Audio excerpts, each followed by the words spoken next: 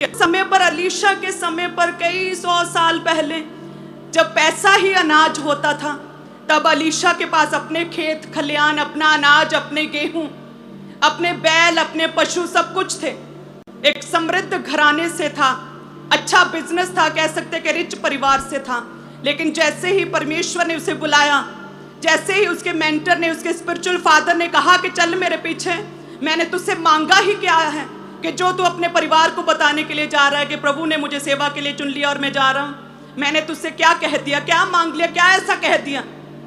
तो कहते हैं कि वो गया, उसी समय अपने बैलों को उसने काटा, परमेश्वर के आगे चढ़ाया और वो गया संग। और कहते जो एक अच्छा समृद्ध परिवार से, एक अच्छा बिजनेसमैन व्यक्ति जिसके पास अनाज की, पैसे की कोई कमी नहीं थी, जो बेरोजगार नहीं था, अलीशा अपने काम में सक्सेसफुल था।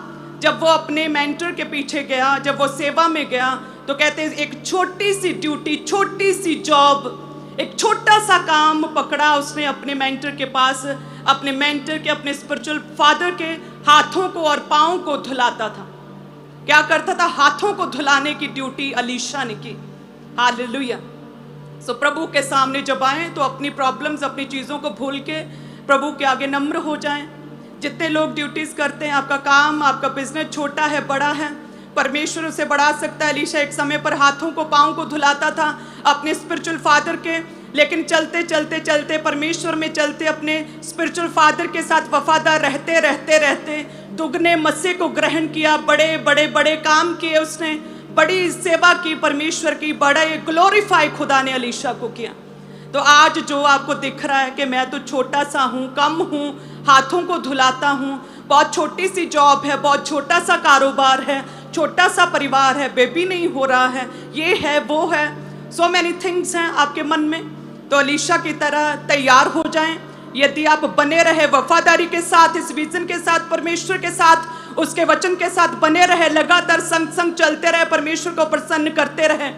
जैसे याकूब ने एसाव को भेंटें दी, अपने भाई को प्रसन्न किया, उसके गुस्से को शांत किया, उसके जी को ठंडा किया, शत्रुता को खत्म किया, अपने भाई को प्रसन्न किया।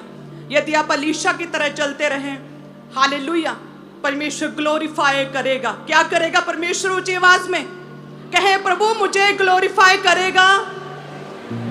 क्योंकि विनम्रता के बाद, हम्बलनेस के बाद महिमा आती है। कहे परमेश्वर मेरी हम्बलनेस को देखकर मुझे महिमा में करेगा, मुझे ग्लोरीफाई करेगा, मेरी टेस्टमनी को ग्लोरीफाई करेगा, मुझे ऊंचा करेगा। चाहे अलीशा की तरह हाथ